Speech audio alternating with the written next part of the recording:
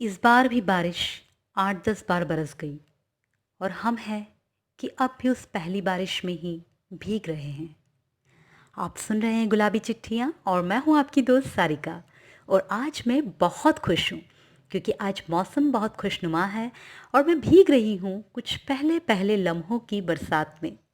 दोस्तों, ज़िंदगी में कितनी सारी चीज़ें होती है जो पहली पहली बार होती है और वो पहली बार वाला रोमांच हमें जो खुशी देता है वो अल्टीमेट होता है।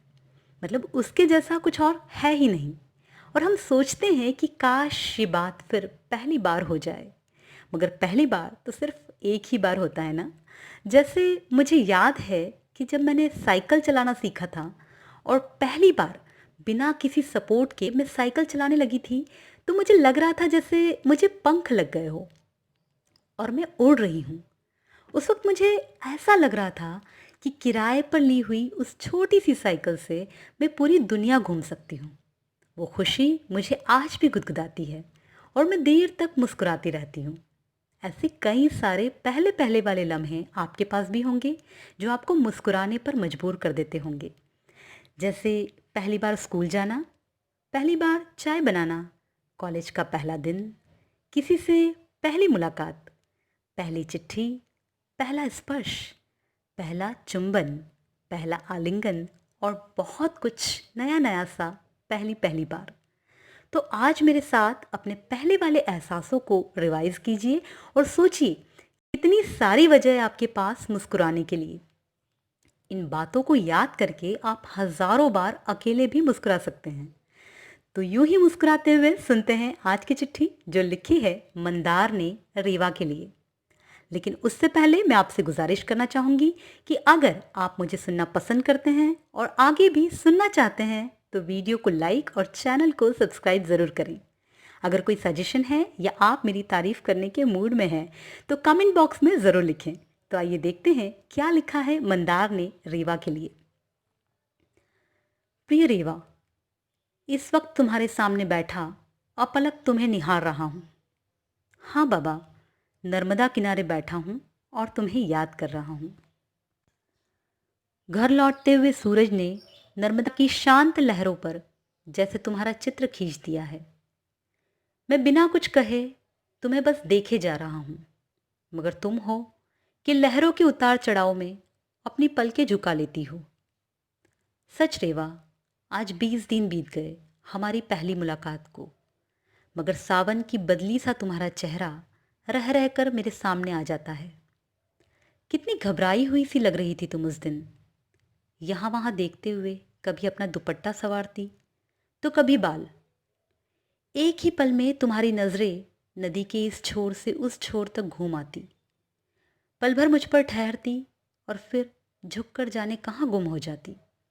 मगर मैं किसी तपस्वी की तरह तुम्हारे ध्यान में तल्लीन था। मैं एकटक तुम्हें देखे जा रहा था कि कहीं पलक झपकते ही तुम मेरी आंखों से ओझल न हो जाओ। मन तुम्हें बस एक बार छू लेने को आतुर था। मैंने अपना हाथ बढ़ाया और तुमने शर्माते हुए हौले से अपना हाथ मेरे हाथ में दे दिया। लेकिन इससे पहले कि मुझे तुम्हारे स्पर्श का यकीन होता, मैं तुम्हें कुछ पल महसूस कर पाता, तुम मुझे छू कर फिर अपने में ही सिमट गई। मगर तुम्हारा वो पहला स्पर्श जैसे मुझे जीवन भर के लिए अतृप्त कर गया। तुम्हें देखने की, तुम्हें छूने की आतुरता और बढ़ गई। तुम्हें याद करते ही मेरे सूखे मन में न जाने कितने कोमल भावों का झरना फूट पड़ता है और मैं अचानक दो हिस्सों में बंट जाता हूँ। एक वो पुरुष जिसे दुनिया एक पराक्रमी फौजी के रूप में जानती है, और दूसरा वो जो तुम्हारे प्रेम में स्वयं को हार जाता है। कैसे बताऊं तुम्हें, इस तरह हार जाने में भी कितना सुख है।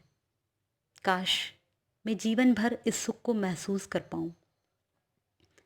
मैं जानता हूं कि हर सुख की एक मियाद होती है। आज मैं तुमसे हार कर खुश हूं, कल शायद मैं तुमसे जीतना चाहूं। आज तुम पलके झुकाए बैठी हो, कल शायद तुम मुझे घूर कर देखो। और यही सच है कि प्रेम का दरिया हमेशा एक सा नहीं बहता। वो कभी शांत तो कभी तूफानी हो जाता है। मगर मैं चाहता हूँ कि हमारी पहली मुलाकात की ये खुशबू हमारे बीच अंत तक ठहरी रहे। रीवा, एक गुजारिश है तुमसे कि हमारा प्रेम जब भी ढलान पर जाने लगे, तुम मुझसे एक बार फिर पहली बार मिलना। मैं तुम्हें एक टक देखता रहूँगा, तुम पलके झुकाए बैठी रहना, या फिर देखना नदी के इस छोर से उस छोर तक। मैं एक बार फिर खुद को हार जाऊँगा, तुम अपना दुपट्टा संवारना, मैं घाट की सीढ़ियाँ चढ़कर हमारे प्रेम को फिर ऊपर ले आऊँगा। तब तक हर बार मिलते रहना मुझसे पहली बार। अगली मुलाकात के इंतज़ार में, तुम्हारा मंदार।